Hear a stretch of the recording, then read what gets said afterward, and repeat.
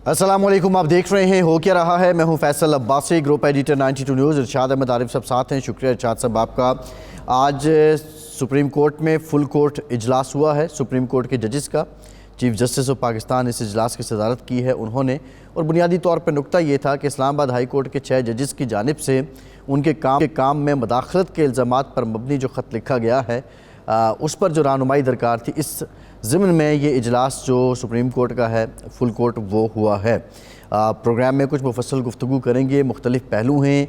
ये ख़त जिस वक्त में लिखा गया है उसकी क्या अहमियत है, इस ख़त के मकासद क्या हैं, माजी में जब ऐसे इल्ज़ामात लगते रहे तो उनका तदारुक क्यों ना हो सका, अब की बार इनका क्या कोई हल निकलेगा। ये बहुत से सवालात हैं जिनके जवाबात आज के प्रोग्राम में हम जानने की कोशिश करेंगे।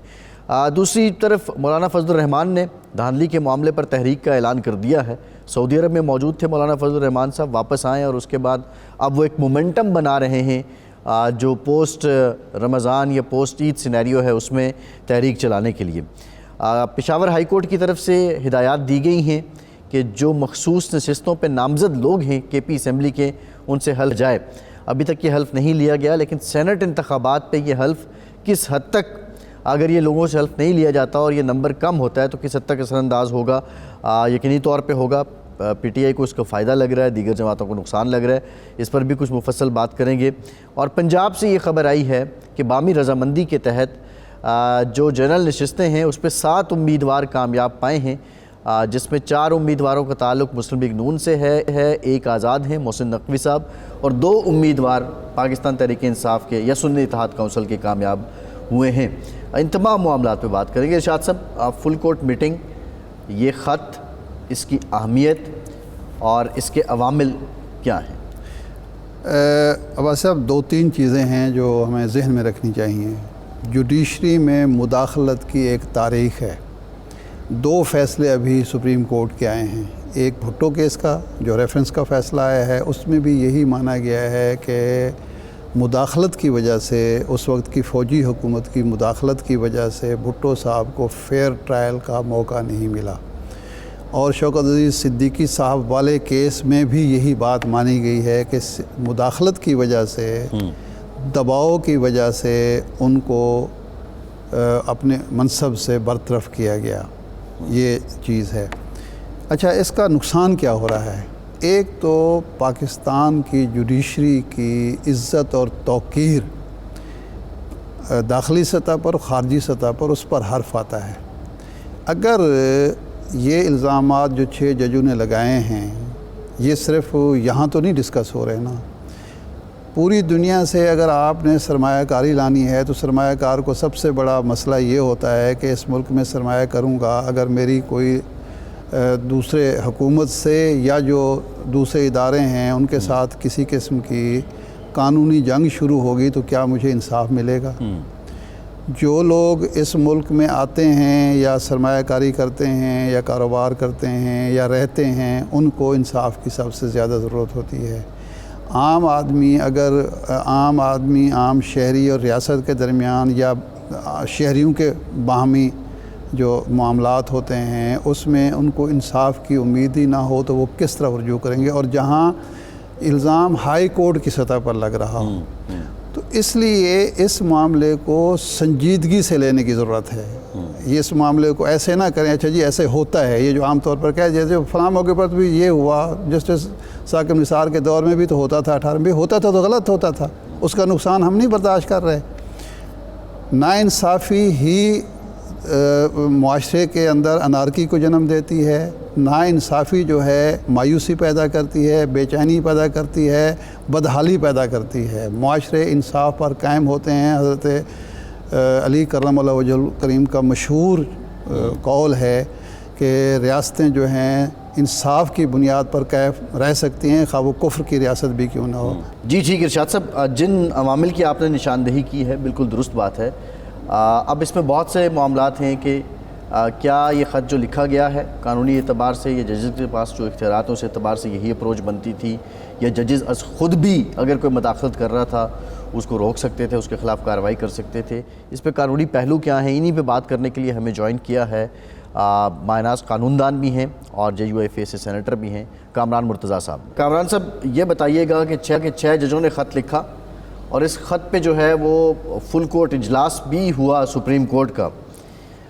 جو بنیادی طور پہ شوکت عزیز صاحب کیس کا فیصلہ ہے اس کو بنیاد بنایا گیا ہے اس خط میں, اور بات کی گئی ہے کہ جو شوکت عزیز صدیقی صاحب ہیں ان کی نوکری تو بحال ہوئی, وہ فیصلہ تو آ گیا, لیکن ان کے جو الزامات تھے فیصلے میں ان کو ایڈریس نہیں کیا گیا, اور پھر اس طرح اپنے سارے جو دیگر الزامات ہیں وہ ججز کی جانب سے ان کے شکوے شکایات پہنچائے گئے ہیں.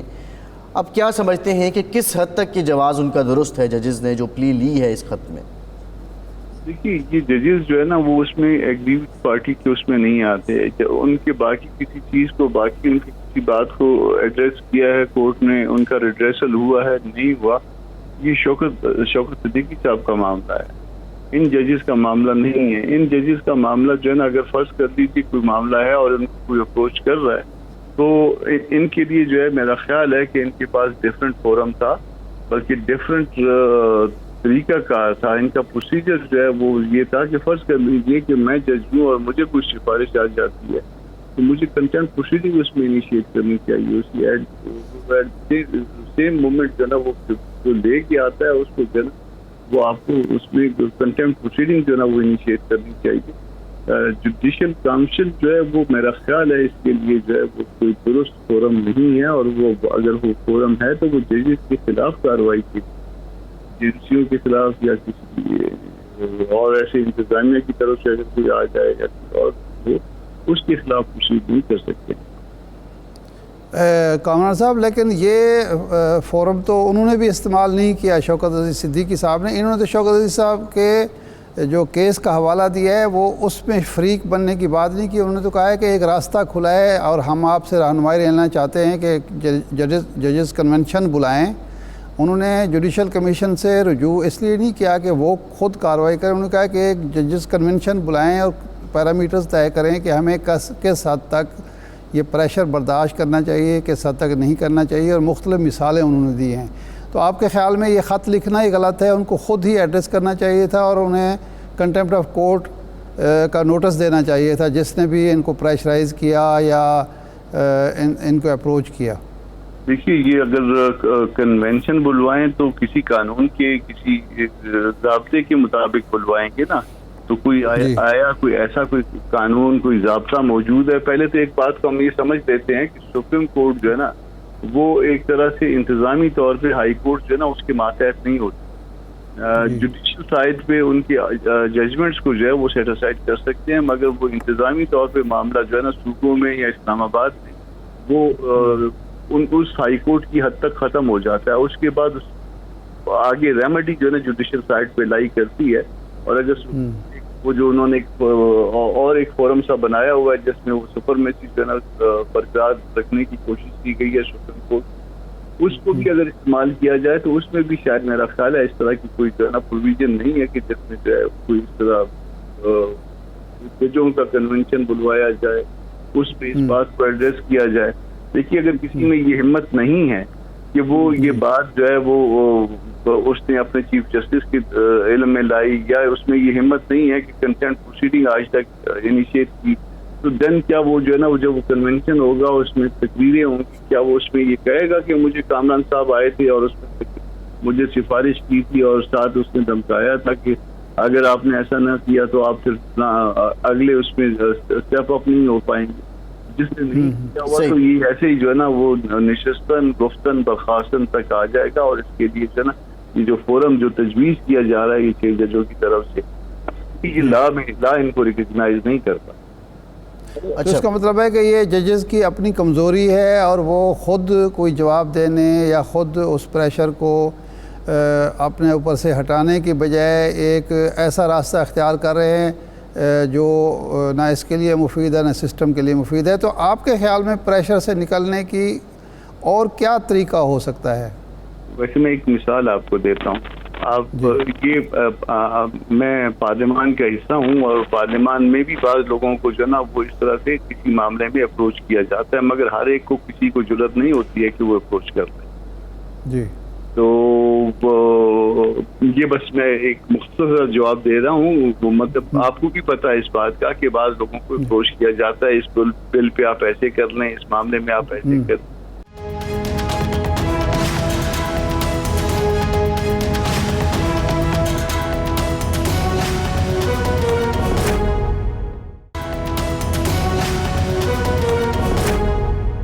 کامران صاحب یہ بتائیں کہ ایک پہلو اور بھی ہے, بعض لوگ یہ بھی تاثر دے رہے ہیں کہ یہ جو خط ہے اس کا مقصد یہ ہے کہ کچھ ججز کے خلاف سپریم جوڈیشل کونسل میں جو شکایات ہیں اس پہ اثر انداز ہونا ہے.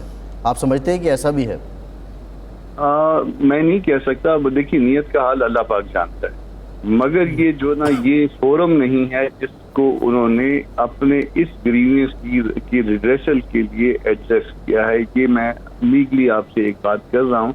یہ ان سے جو ہم سب سے پہلے کوئی بھی معاملہ جب لے کے جاتے ہیں تو یہی ججز ہم سے پوچھتے ہیں کہ ہمیں ہمارا اختیار بتائیے. تو اس کونسل کا اختیار جو ہے یہ بتایا جائے. یہ بات بالکل درست ہوگی. ہمارے ہاں ہمارے کلچر میں یہ سارا کچھ ہے. ہمارا نظام تباہ ہو چکا ہے. ہمارے نظام میں بہت زیادہ مداخلت ہے ادھر ادھر سے, مگر اس کا جو ہے نا یہ طریقہ کار نہیں ہے. میرا خیال ہے اس کا طریقہ کار جو ہے نا ان کے سامنے ڈٹ کے کھڑے ہونے. ٹھیک ہے. اچھا اب سیاست کی طرف آ جاتے ہیں. مولانا فضل الرحمان صاحب نے باقاعدہ 25 اپریل سے تحریک کا اعلان کر دیا ہے, جلسوں کا بھی کہا ہے, بلوچستان سے احتجاجی تحریک بھی شروع کریں گے. تو اس کا مطلب ہے جمعیت علماء اسلام آپ کی جماعت جو ہے وہ پارلیمانی سیاست سے اور پارلیمانی نظام سے مکمل مایوس ہو گئی ہے؟ مایوس ہو گئی ہے. مکمل ابھی تک میں نہیں کہتا, اس لیے مکمل نہیں کہتا کہ ہمارے اداروں نے یہ فیصلہ نہیں کیا. اگر میں مکمل مایوسی کا لفظ استعمال کروں تو وہ صرف اس وقت کر سکتا ہوں جب ہمارے جماعت کے اندر کے ادارے یہ ڈیسائیڈ کر دیں کہ جی اب ہم نے نہیں کرنا اور ہم مکمل مایوس ہو گئے. مایوسی یقیناً ہے, مجھے بھی ہے. جو کچھ ہے وہ آپ کے سامنے ہے. یہ سسٹم جو ہے وہ لوگوں کے مسائل کا مداوع نہیں کر پا رہا. نہیں, لیکن ایک تضاد اس میں بھی موجود ہے. مکمل مایوسی نہ سے جو مایوسی کی صورت ہے کہ ایک طرف آپ تحریک چلانا چاہ رہے ہیں, اسمبلیوں میں آپ موجود ہیں, سینٹ میں آپ موجود ہیں, بلوچستان میں سینٹ کا الیکشن آپ لڑ رہے ہیں, بلکہ سیٹ ایڈجسٹمنٹ ہو رہی ہے, اور ضمنی انتخابات کا آپ بائیکاٹ کر رہے ہیں. تو یہ ایک تضاد نہیں ہے؟ ضمنی انتخابات کا بائیکاٹ کرنا جو ہے وہ اس لیے جو ہے نا وہ سینٹ الیکشن کے ساتھ ریلیشن نہیں بنتا کہ سینٹ پہ تو ہم اپنی اسٹرینتھ پہ آئیں گے نا کہ جو اسٹرینتھ ہمارے پاس آلریڈی موجود ہے, اور پھر ایک ہاؤس کا ایک فورم کا جو ہے نا وہ فورم پہ بات کرنی ہوتی ہے. اس فورم کو نہیں چھوڑنا ہم چاہ رہے ہیں فی الوقت, جب تک کوئی ہمارے اندر جو ہے نا یہ فیصلہ نہ ہو جائے کہ واقعی چھوڑ دینا ہے اور یہ لوگوں کے دکھوں کا مداوع جو ہے سسٹم کے اندر نہیں. مگر اس وقت تک کم از کم ہم ساتھ چلنا چاہتے ہیں. باقی الیکشن کے حوالے سے پہلے بھی جو کچھ ہمارے ساتھ ہوا ہے سب کے سامنے ہے. آگے بھی ہم کوئی امید نہیں رکھ رہے کہ جنرل الیکشن میں یا سیٹ کے اوپر جو ہے نا کسی کے بائی الیکشن میں جو ہے نا وہ کوئی ہمارے ساتھ کوئی بہتر سلوک ہوگا یا فیئر اور فری سلوک ہوگا. اس کی ہم امید نہیں رکھ رہے.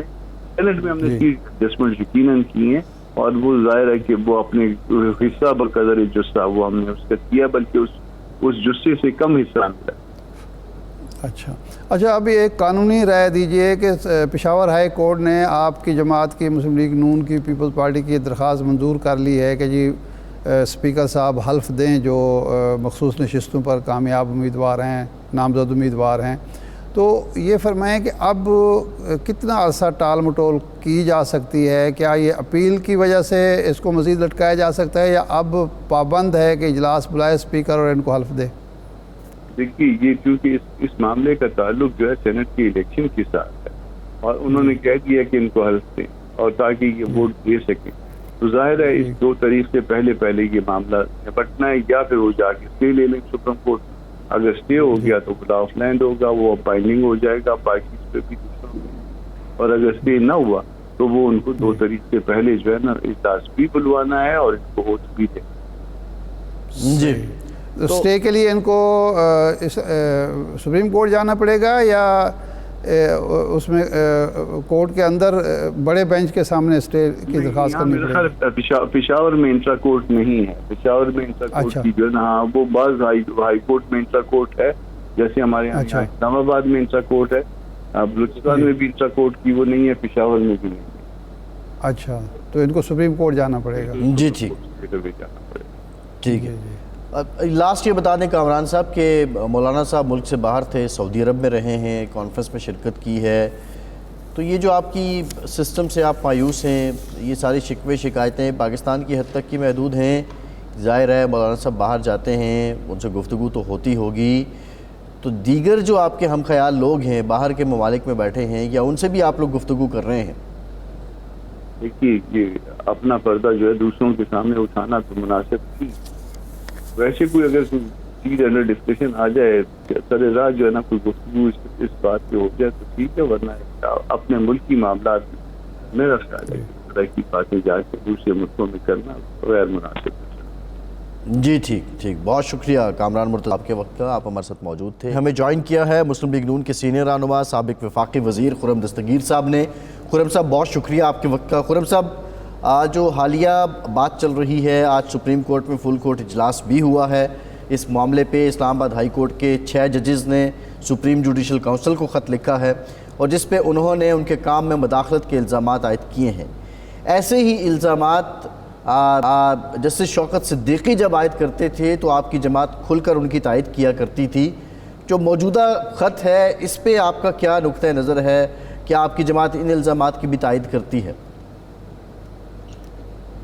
جی، شوکت صدیقی صاحب نے اپنے الزامات کے حق میں ثبوت اور شواہد پیش کیے تھے، اور ہماری یہ توقع ہے کہ اس طرح اب یہ بات کیا ہے، یہ حفاظت جج صاحبان بھی کچھ استثناء تو نہیں ہے ثبوت اور شواہد سے، تو اگر ثبوت اور شواہد کے ساتھ سپریم جوڈیشل کونسل کو ہیں، یہ پاکستان کے لیے ایک پیش رفت آپ آگے بڑھے گی. اس طرح کے الزامات لگانا تو بڑا آسان ہے، لیکن اس کو باقاعدہ ایویڈنس کے ذریعے پیش کرنا اور پھر اس کے نتیجے میں ریاست کے معاملات کی درستگی ہم نے کم ہی دیکھی ہے. اگر یہ شواہد آتے ہیں اور اس پر سپریم جوڈیشل ہے، یہ پاکستان کے لیے ایک پیش رفت. نہیں، شوکت صدیقی صاحب نے بھی الزام ہی لگایا تھا کہ مجھے فلاں صاحب ملے اور انہوں نے یہ کہا، انہوں نے کوئی ایسا ایویڈنس نہیں دیا تھا. ان لوگوں نے بھی الزامات ہی لگائے ہیں کہ جی فلاں موقع پر یہ ہوا، فلاں موقع پر یہ ہوا، اور انہوں نے اس سے پہلے والے چیف جسٹس کو بھی بتایا، قاضی صاحب کو بھی بتایا، اپنے چیف جسٹس کو بھی بتایا. اس کا انہوں نے باقاعدہ ساتھ لگایا ہے. یہ اس خط کے ساتھ کچھ چیزیں انہوں نے لگائی بھی ہیں. تو شاہ صاحب، جس طرح فیض نے کہا تھا کہ اگر اب نئے سرے سے حساب کھل رہے ہیں تو ہمیں اس کو بھی دیکھ کر آگے بڑھنا چاہیے. اور ہم یہ چاہتے ہیں کہ پاکستان میں، اور مسلم لیگ نون بھی اور میری ذاتی رائے بھی یہی ہے، کہ پاکستان کے جو ادارے ہیں وہ اپنے اپنے حدود میں رہ کر اپنی جو ڈیوٹی ہے اس کو سر انجام دیں. اور اس کے نتیجے میں اگر جو جسٹس صاحبان نے بات کی ہے، کوئی پاکستان کے لیے یہ جو ہمارا نصب العین ہے کہ ادارے اپنی اپنی حدود میں رہ کر کام کریں، اس کی طرف ہم بڑھتے ہیں، تو یہ پاکستان کے لیے میں پھر کہوں گا کہ ہم آگے بڑھیں گے اس سے. لیکن عرفان صدیقی صاحب تو صبح یہ فرما رہے تھے کہ یہ تو 9 مئی کے واقعے سے سانحے سے توجہ ہٹانے کی کوشش ہے، اس کے علاوہ کچھ نہیں ہے. حالانکہ جناب شوکت صدیقی صاحب پر جب یہ معاملہ آیا تھا تو آپ سب لوگ بجا طور پر یہ کہہ رہے تھے کہ ان کے ساتھ ناانصافی ہوئی ہے، ان کی بات سنی جانی چاہیے. جی دیکھیے نا، ایک جج جس پر فوراً جو سپریم جوڈیشل ایکشن نے جو ہے وہ راست اقدام لے کر ان کو برخاست کر دیا، اور ان کا کریئر جو ہے وہ تباہ ہو گیا، اور ان کی بہت بڑی قیمت چکانی پڑی. ان جسٹس صاحبان کے اوپر تو اللہ کا کرم ہے، ابھی ان کو ایسی کوئی قیمت نہیں چکانی پڑی، اور انہوں نے صرف ایک چیز کو انڈیکیٹ کیا ہے. اور یہی بات ہے کہ جب مظلوم ہمارے سامنے آئے گا تو ہم سب، اس پہ کوئی جو ہے وہ جماعتوں کا فرق نہیں ہے، ہم سب یہ چاہتے ہیں کہ اگر کسی کے ساتھ ظلم ہوا ہے تو اس کو درست کیا جائے، جس کو بالآخر جو ہے ابھی سپریم کورٹ نے چند دن پہلے اس کو درست کر دیا ہے اس ناانصافی.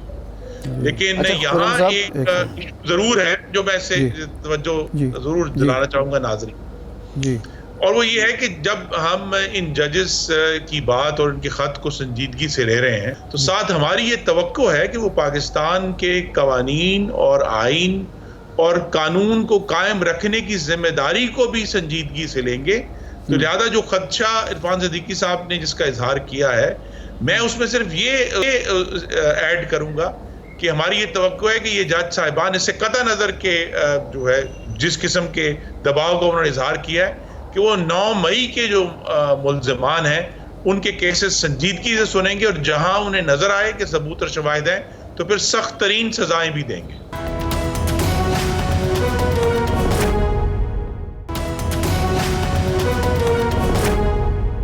اچھا یہ فرمائیں کہ ایک تو سپریم کورٹ جو ہے اس پر کچھ کر رہی ہے اپنے طور پر، اپنے فورم پر ابھی اجلاس بھی ہو چکا ہے، لیکن کیا حکومت بھی آپ کو سفارش کریں گے کہ حکومت کو بھی اس کی غیر جانبدارانہ انکوائری کرانی چاہیے، اس معاملے کو دیکھنا چاہیے، اور جس طرح آپ کا موقف رہا ہے مسلم لیگ کا بھی آپ کا بھی، تو اگر کہیں تجاوز ہو رہا ہے، مداخلت ہو رہی ہے، بے جا پریشر ڈالا جا رہا ہے، تو اس کی روک تھام حکومت کی بھی تو ذمہ داری ہے.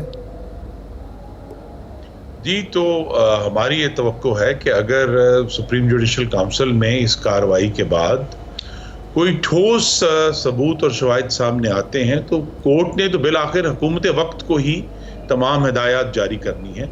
تو وہاں سے جو فائنل ڈٹرمنیشن ہوگی اس معاملے کو حتمی طور پر جب دیکھا جا چکا ہوگا تو پھر اگر حکومت کو سپریم جوڈیشل کونسل اس پر کوئی سفارش کرے گی یا ہدایت کرے گی تو میری یہ توقع ہے کہ شہباز شریف صاحب کی حکومت اس پر پوری تندہی سے عمل کرے گی.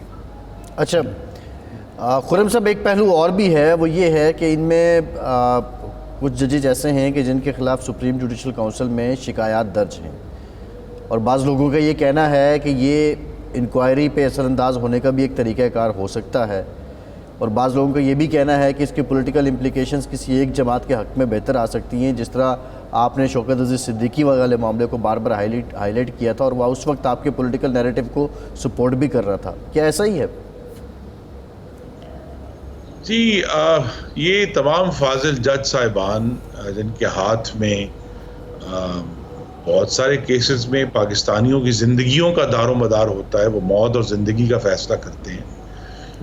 تو یہاں پھر اب جب اس قسم کے وہ خطوط لکھیں گے اور پھر ان کے کانڈکٹ کے اوپر ظاہر ہے ایک زیادہ اسکروٹنی ہوگی، تو یہ بھی ہماری توقع ہے کہ سپریم جوڈیشل کونسل میں جو لوگ ہمارے فاضل جج صاحبان بیٹھے ہیں وہ ان دونوں معاملات کو علیحدہ کریں گے، اور جو شکایت ہے وہ علیحدہ ہے، اس کا جو سپریم جوڈیشل کونسل میں جن کے خلاف کیسز پینڈنگ ہیں مس کانڈکٹ کے، اس پر اثر نہیں ہونا چاہیے. یہ نہیں ہو سکتا کہ مجھ پر دباؤ پڑا ہے تو میری تمام گناہ جو ہیں وہ معاف ہو جائیں.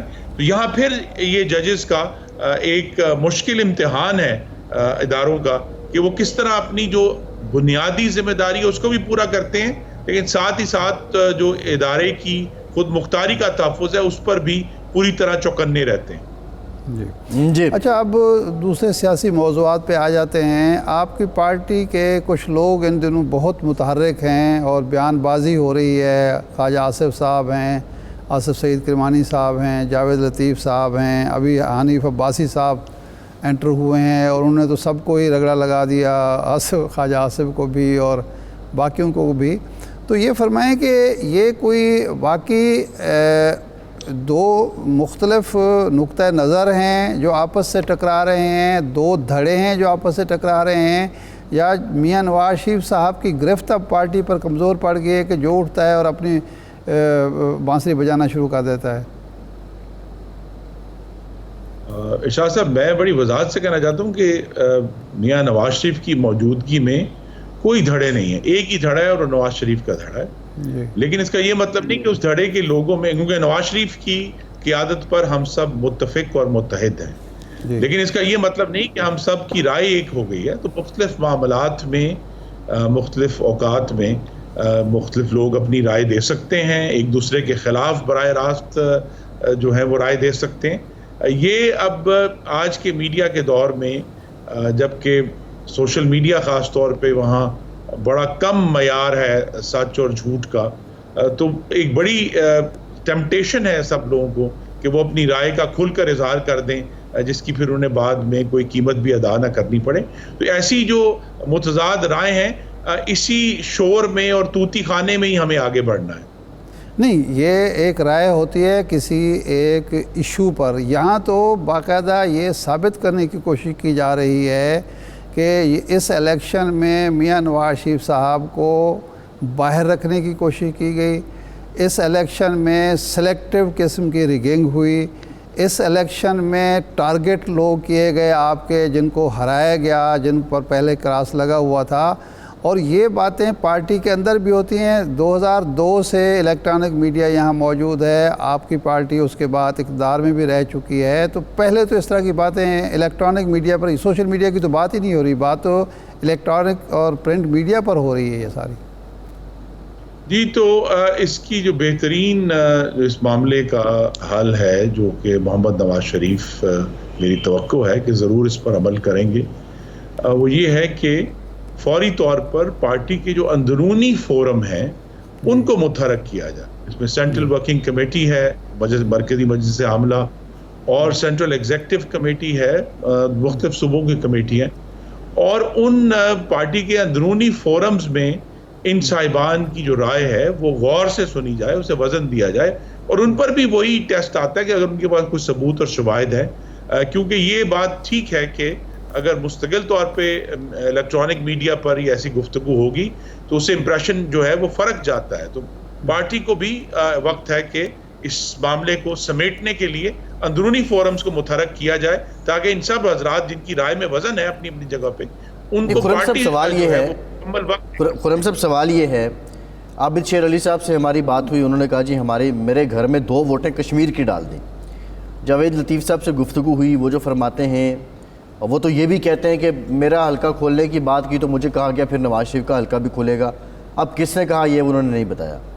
آپ کیا سمجھتے ہیں؟ آپ نے بھی الیکشن کنٹیسٹ کیا ہے، آپ کو جو شکست ہوئی ہے وہ کسی دھاندلی کی وجہ سے ہوئی ہے، یا آپ کے حلقے کے لوگوں نے فیصلہ یہی کیا جو آپ نے قبول کیا ہے، یا آپ کے بھی تحفظات ہیں؟ جی، میرے سخت ترین تحفظات ہیں. میں نے اب ٹیلی ویژن پہ کہہ چکا ہوں، میں دوبارہ دہرا دیتا ہوں کہ میرے تو فارم 45 کوڑے میں سے ملے ہیں، مجھے براہ راست نہیں ملے. وہاں سے میرے کوڑے میں سے، جہاں یہ ان کا مرکز تھے، وہاں میرے ووٹ بیلٹ پیپر باقاعدہ سٹیمپڈ وہاں سے نکلے ہیں. تو ہمارے انتخابات کا جو اس دن طریقہ کار تھا اس پر سخت ترین تحفظات ہیں، دھاندلی کے حوالے سے بھی، بد نظمی کے حوالے سے بھی. لیکن اس کا اظہار تو ہمارا فرض ہے کہ ہم الیکشن پٹیشن میں ثبوت کے ساتھ کریں نا جی. ہم اس پہ اگر اس طرح کی گفتگو کرتے جائیں گے تو اس سے پھر معاملات بہتر نہیں ہوں گے جماعت کے لیے. اب جبکہ جماعت کی حکومت ہے وفاق میں بھی اور مرکز میں بھی، تو پہلے ہی تو ہم سب کی ڈیوٹی یہ ہے کہ ہم اپنی جو حکومتیں ہیں ان کو کنٹریبیوٹ کریں، ان کو مضبوط کریں، ان کو سہارا دیں. اور یہ جو ڈسکشن ہے پہلے پارٹی کے اندر کریں. اور اگر ہم میں سے بہت سارے لوگ ایسے ہیں جن کے پاس اس طرح کے ثبوت اور شواہد موجود ہیں، تو پھر اس کو باقاعدہ طور پہ قانون سازی کی صورت میں یا کسی ایک سنگل کلیکٹیو پٹیشن کی صورت میں سامنے لایا جائے، بجائے یہ کہ یہ ایک سلگتا ہوا معاملہ جو ہے یہ مستقل جو ہے میڈیا کی زینت بنا رہے. اچھا، اس وقت پاکستان کو انرجی کے بحران کا سامنا ہے، کافی عرصے سے ہے. آپ چونکہ اس سے منسلک بھی رہے، آپ کی یہ فیلڈ بھی ہے. ہم نے ایک راستہ کھولا کہ جی ایران کے ساتھ جو پائپ لائن کا معاملہ ہے، چونکہ وہ معاہدہ پائے تکمیل کو پہنچنے والا ہے، اگر ہم اس پر عمل درآمد نہیں کرتے تو ہمیں جرمانہ بھی ہو سکتا ہے، اور بڑا ہیوی جرمانہ ہو سکتا ہے. امریکہ نے کھل کر کہہ دیا کہ جی ہم تو وارن کر چکے ہیں، یہ ریڈ لائن ہے ہمارے لیے. میتھیو ملر نے کل پھر دہرایا اس بات کو کہ پاکستان کو اس کے کانسیکوینسز کا خیال ہونا چاہیے. تو اب اس وقت ہمارے قومی مفاد کا تقاضا ہے کہ پائپ لائن پائے تکمیل کو پہنچے، جبکہ امریکی دباؤ ہم پر ہے کہ یہ کام نہ کریں. ہمیں کون سا راستہ اختیار کرنا چاہیے؟ آپ کیا سجیسٹ کریں گے کہ حکومت کیا کرے؟ جی، ہمیں بڑی وضاحت کے ساتھ اپنی خود مختاری کا اعادہ کرنا چاہیے اور اس پائپ لائن کی تعمیر کرنی چاہیے. کیونکہ امریکہ یوں بھی جب سے افغانستان سے ان کا انخلا ہوا ہے، اس سال کے وسط میں 3 سال ہو جائیں گے، وہ اس خطے سے اپنا تمام جو ان کے مفادات ہیں وہ لپیٹ کر جا چکے ہیں، اور اب اس خطے میں ان کی واحد جو انٹرسٹ ہے وہ ان کا جو اسٹریٹجک پارٹنر ہندوستان ہے، جس میں ان کے اور چائنا کے حوالے سے مفادات ہیں۔ پاکستان کو آگے بڑھنا چاہیے۔ اس میں امریکہ سے زیادہ جو ایشو ہے وہ بین الاقوامی بینکنگ کا اور فائنانسز کا ہے، لیکن شہباز شریف صاحب کی حکومت سے ہماری یہ ایک توقع بھی ہے کہ وہاں ایسے لوگ موجود ہیں جو اس سارے بڑے مشکل سمندر میں سے پاکستان کی کشتی کو نکال سکتے ہیں۔ پاکستان کو اپنی گروتھ کے لیے، اپنے شہریوں کے لیے توانائی چاہیے، اور وہ توانائی اگر سستی ہمیں اپنے کسی ہمسائے ملک سے مل سکتی ہے تو اس پر ہمیں زیادہ گفتگو کرنے کی ضرورت نہیں۔ ہمیں اپنے مفادات کا تحفظ کرنے کے لیے ہم ہی ہیں، دنیا میں اور کوئی دوسرا ملک آ کر ہمارے مفادات کا تحفظ نہیں کرے گا۔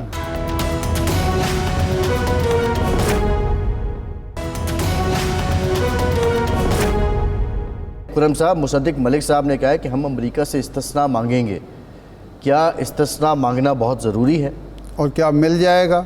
آپ کی توقع کیا ہے؟ جی، استثناء مانگنے میں کوئی حرج نہیں ہے۔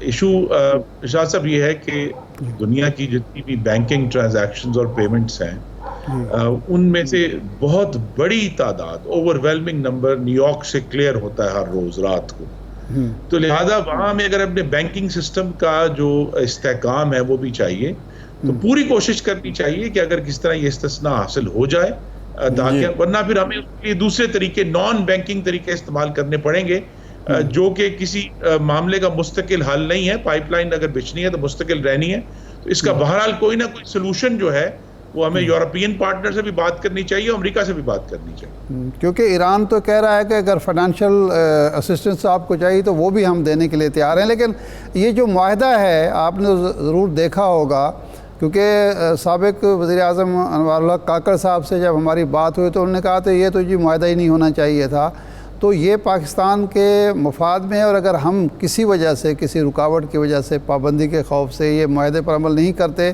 تو ہمیں اس کے کتنا جرمانہ بھرنا پڑے گا اور کیا اس کے نقصانات ہوں گے؟ جی، یہ میں کاکڑ صاحب سے کچھ حد تک متفق ہوں۔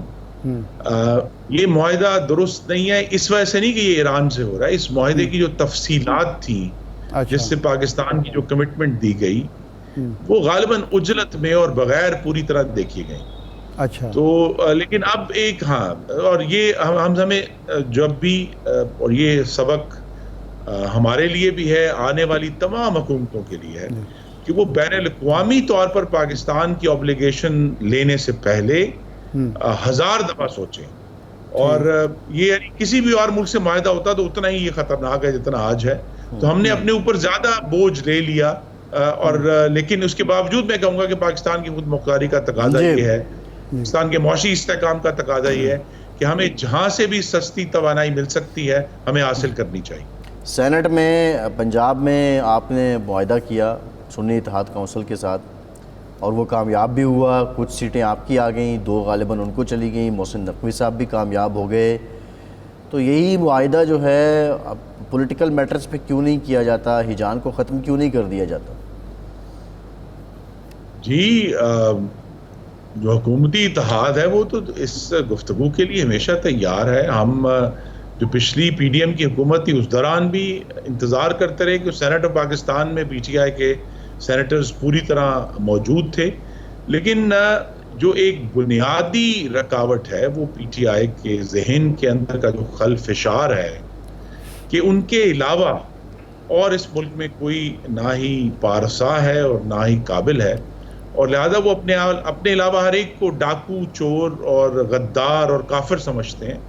جب تک یہ ان کی انڈرسٹینڈنگ ٹھیک نہیں ہوتی اور ان کو یہ سمجھ نہیں آتی کہ اگر 30% ووٹ ان کو پڑا ہے تو 70% ووٹ ان کے خلاف بھی پڑا ہے، اور وہ 70% بھی اتنا ہی مقدس ہے جتنا ان کو پڑنے والا ووٹ، جب تک باہمی احترام کی ان کو ابھی تک ادراک نہیں ہوا، وہ عارضی طور پر اس قسم کے جو ایگریمنٹ انہوں نے پنجاب اسمبلی میں کیا ہے ایک الیکشن سے بچنے کے لیے، غالباً ان کو یہ بھی خوف تھا کہ اگر یہ ایگریمنٹ نہ ہوا تو ان کے پورے ووٹ ہی ظاہر نہ ہوں الیکشن والے دن، تو اس طرح کے ایشوز کی وجہ سے انہوں نے کمپرومائز کیا ہے، لیکن ہمیں آگے بڑھنا ہے. سینٹ کا الیکشن تو ختم ہو جائے گا اگلے ہفتے, لیکن اور دوسرے ایشوز کے اوپر اگر وہ خود یہ فیصلہ کریں کہ ہم چاہے وہ جتنی مرضی پالیسی کو کرٹیسائز کریں, لیکن یہ سمجھیں کہ جو اسمبلیاں ہیں, عوام کے منتخب ایوان ہیں, وہ عوام کی طرف سے ایک سانجھی ذمہ داری دی گئی ہے ہمیں حکومت کی, ان کو اپوزیشن. اگر وہ اس کو سمجھ کر آگے بڑھیں گے تو ہم ہمیشہ تیار ہیں گفتگو کے لیے. جی ٹھیک, بہت شکریہ خرم دستگیر صاحب. شاد صاحب, پنجاب میں سینٹ کی جو نشستیں ہیں, جنرل نشستوں پہ 7 امیدوار بلا مقابلہ کامیاب ہوئے ہیں. جو نام سامنے آئے ہیں اس میں محسن نقوی, احد چیمہ, پرویز رشید, ناصر محمود, طلال چودھری, اور دوسری جانب جو ہیں وہ حامد خان کا نام آ رہا ہے اور علامہ ناصر صاحب کا نام آ رہا ہے. اور مسلم لیگ نون کے 5 اور سنی اتحاد کونسل کے 2 امیدوار بلا مقابلہ کامیاب ہوئے ہیں. مسلم لیگ کے حالانکہ 4 ہیں, یہ فیکچولی غلط ہے, غلط وہ لکھا ہے خبر دینے والے نے. اس میں یہ ہے کہ محسن نقوی صاحب آزاد امیدوار. جی, تو بھائی خبر میں ویب سائٹ سے پڑھ رہا ہوں. ہاں ٹھیک ہے, ٹھیک ہے. اچھا, گزارش یہ ہے کہ میرا خیال ہے یہ بہت اچھا ہوا ہے. 2 قباحتیں جو ہیں ان سے کم از کم اسمبلی پاک رہی.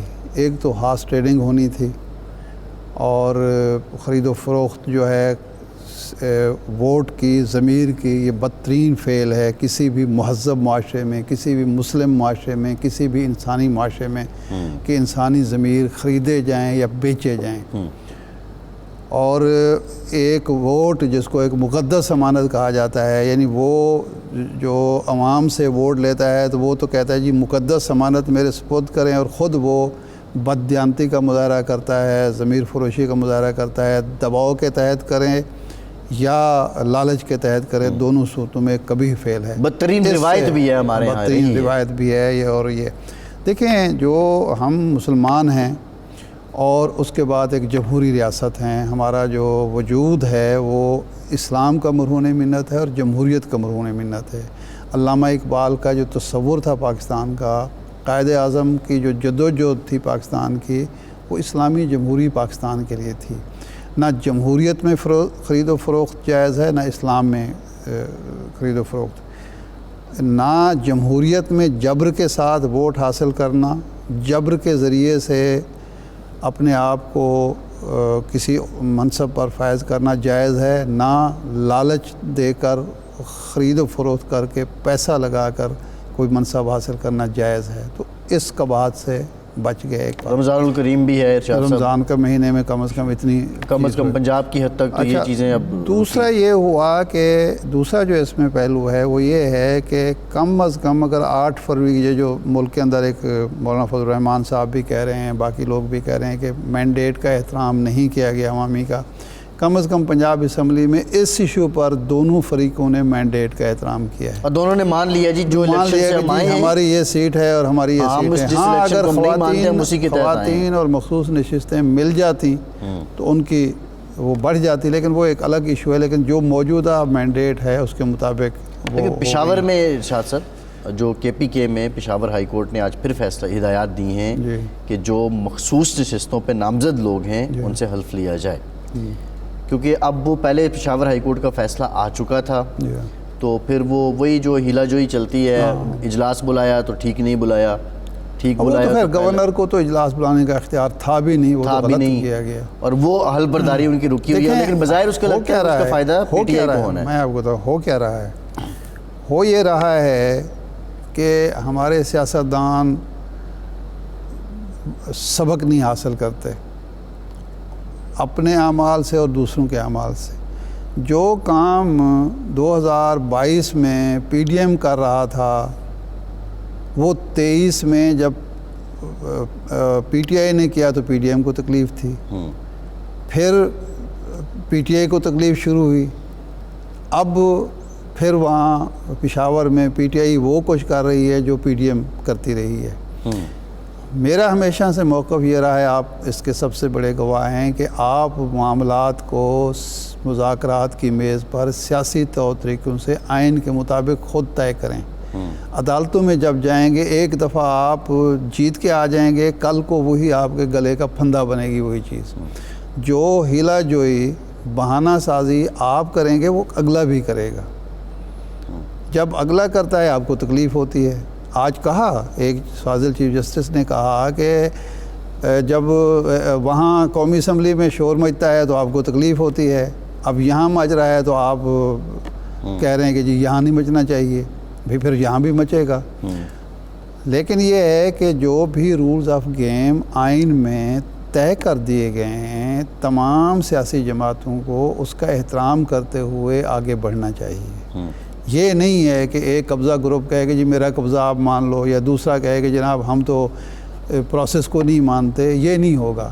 اس سے نجات حاصل کریں، اس سے نجات حاصل کریں۔ دیکھیں اب دیکھیں نا، جو ہم جمہوریت کی بات کر رہے تھے، جی اول تو بڑی سیریس سی بات ہے کہ جب یہ سیاسی طبقہ اصولوں پہ یا آئین میں دیے گئے اصولوں پہ یا سیاسی اصولوں پہ عمل پیرا نہیں ہوتا تو پھر کسی تیسری قوت کو سپیس ملتی ہے اور وہ سپیس لیتی بھی ہے، پھر یہ آ کے شکوے بھی کرتے ہیں۔ تیسری قوت وہ قوت سپیس لیتی ہے جس کا کوئی سپیس جس کا کردار بنتا ہے، عدالت کا کردار بنتا ہے، لیکن جس قوت کا کوئی کردار بنتا نہیں ہے آئین میں، قانون میں، جمہوری روایت میں، اس کے لیے کوئی سپیس نہیں بنتی۔ بالکل ٹھیک ہے ارشاد صاحب، پروگرام کا ٹائم ختم ہو، شکریہ آپ کا، آج کے پروگرام سے اتنا ہی، اجازت دیجیے۔